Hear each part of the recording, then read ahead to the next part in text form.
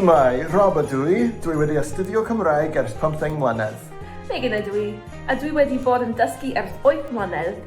Dyma'n merch Cira ac dyn ni'n byw yn Huntsville, Alabama yn yr Unol Daleithiau. Mae traddodiad newydd gyda'n teulu ni i ddathlu'r Nadolig gan osod coed y Nadolig yn yr ardd.